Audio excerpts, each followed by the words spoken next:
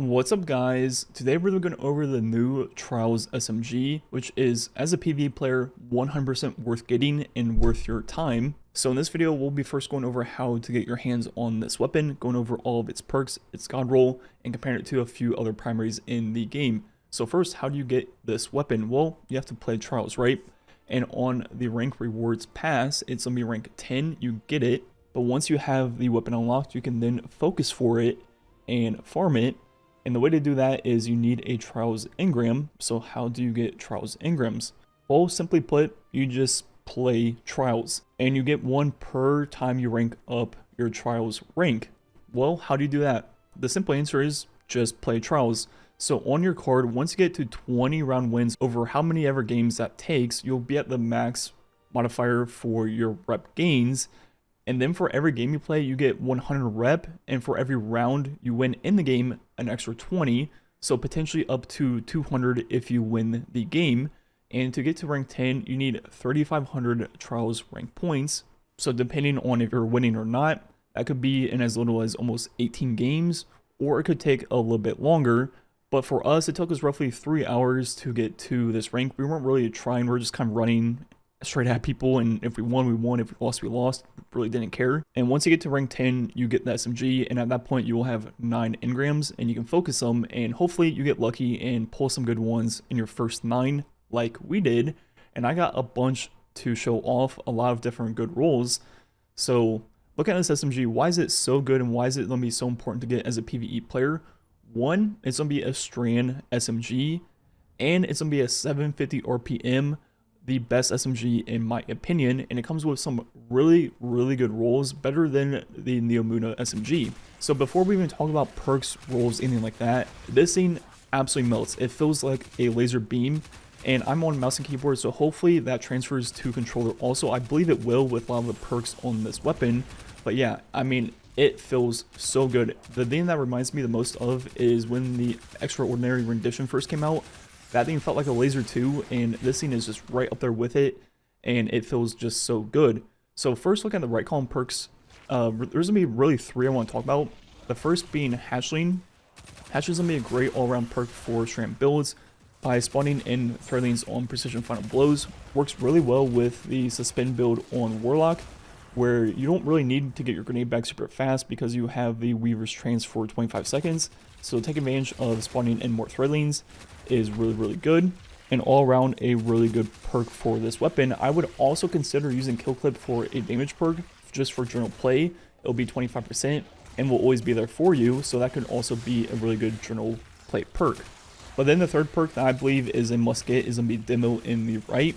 It's going to be a lot better for builds where you need a little bit of help getting your grenade back fast. For example, the full out Threadling build on Warlock with Rarity's Brow, a great perk to use. With Suspend builds on Titan, Demo would be really good.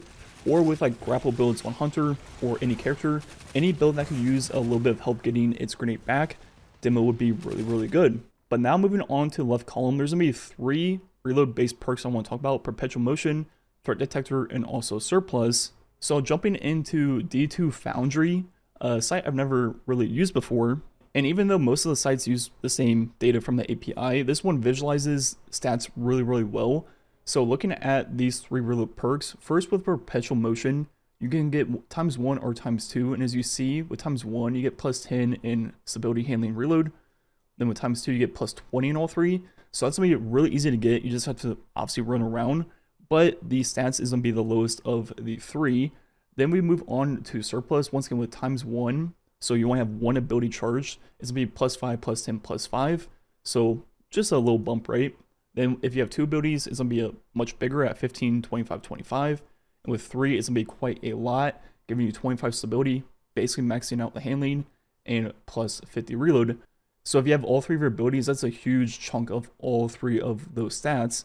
But more often than not, for me at least, you're going to have ×2 or ×1. And for PC, with the other reload stuff I'll be showing off here in a second, I think Surplus is a really good pick. But I think for controller players, with Threat Detector, if you're surrounded by 1 enemy or 2+, as you see, you get a lot of stats. You get 40 stability, 55 reload, plus basically max handling. It doesn't show on the site, but you also get a lot of handling. And even with ×1, still a decent chunk. So I think Threat Detector ×2 is the highest chunk of stats you can get. So jumping back into the game, I think it really comes down to what platform you play on and your personal preference. For me on PC, generally if I have at least one ability, it's enough for me. I don't necessarily need the extra stability from like ×2, ×3, or Threat Detector ×2. But if you're a controller, I feel like having Threat Detector ×2 more often will be an extremely good pick. But overall, if you're not a huge Trials player and you just kind of want to get one of these and get out, I think settling for any three of those perks would be good, plus hatchling, plus demo. And the reason why I like Surplus quite a lot is if you're not really using extended mag or something that's greatly reducing your reload speed on this weapon, you don't really need that much reload if you're using Strand Loader plus one of the 3 origin traits, all of which will increase the reload in some way. The top one will also give you more stability, aim assist, and range when you're playing solo in PvE. The only origin trait I would skip on is the middle one, where it will grant only reload speed when you're out of combat, but we want something that's going to be working when we're actually using the weapon. And that leads me to the bottom one, which I think is the best, Field Tested, where defeating targets or doing damage with this weapon gradually increase range, stability, handling, and reload speed. So if we look at how that works, as you deal damage with the weapon, it's going to be based on amount of hits. So I believe for primaries, according to light.gg, at 51 hits, you'll get ×1, then 151 for ×2, 351 for 3, 651 for 4, then finally it can go up to ×5 at 1001 hits. And this will reset if you die or if you reload an activity or something like that. And basically, it's just another full Threat Detector on the weapon plus range. So yeah, this thing has all kinds of stats. When you're taking advantage of the Field Tested along with one of the left column perks, you basically have like max stats in multiple different things. So overall, the role I'd be going for on this weapon is max range from my barrel, so something like full bore. Then for mag, I would go for a painted mag, but really you just don't want anything hindering the reload speed. Then I would go for Surplus or Threat Detector plus hatchling or demo, and those would be the 2 I would definitely go for. And I might throw in a kill clip 1 also. But overall, this thing has been an absolute blast with my suspend build on Warlock. With the Swarmers, has felt really good, along with the Threadling build with Verity's Brow. Both are really good, and this SMG just fits so well. And I always talk about how SMGs and 750s in particular just feel the best for primaries in PvE. And I kind of want to show that off with math, what I mean by that, because when it comes down to it, the way a primary feels can be tied to its damage per second, just like any other weapon in the game. And the more damage you're dealing per second, the faster things will die and the better it will feel. So along with this weapon having like insane stats with all of its perks, looking at the damage on a miner, then looking at the rate of fire, it's going to shoot very quickly, taking 2.3 seconds. Comparing that to two of the other best strand primaries, the Neomuna SMG and the Raid AR, doing the same test with this 600 RPM SMG. Looking at the DPS difference, the 750 RPM Trials SMG is roughly 8.8% more DPS, so that's just to make it feel roughly 9% better, because things will die roughly 9% faster. Then you combo that with the fact that this weapon has really good left column perks, while the 600 RPM one has basically no left column perks worth mentioning, compounded by Field Tested on the Trials SMG. The Trials SMG wins by a landslide in basically every single stat category, outside of maybe Impact, because just the frame type. But yeah, the Trials SMG just feels way better. And finally, doing the same comparison with the Raid AR. The Raid AR can definitely get better rolls with demo in the left and hatching in the right. But even a 720 RPM, the best type of AR for DPS, you see the Trials SMG is 60% more DPS.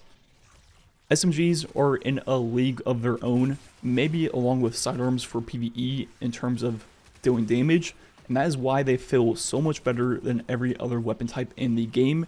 And Bungie recently has acknowledged this and said that they're going to be putting out a mid-season patch rebalancing primaries in both PvE and PvP.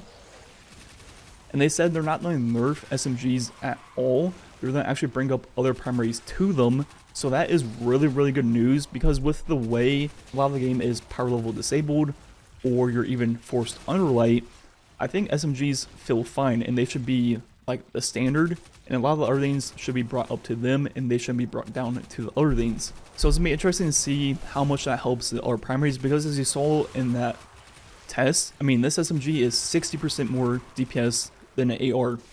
If there were power weapons with that same scaling, it would be an absolute joke, right? The one that was 60% less would be absolutely like a meme and would never even be touched. And that is what the difference is with these primaries, and yet it's been like this almost for like 3-4 years. But yeah, this SMG is probably the best overall strain primary in the game.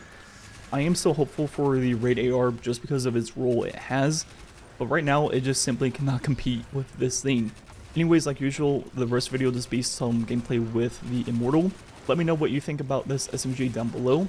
Like usual, thanks for watching. Catch you guys next time.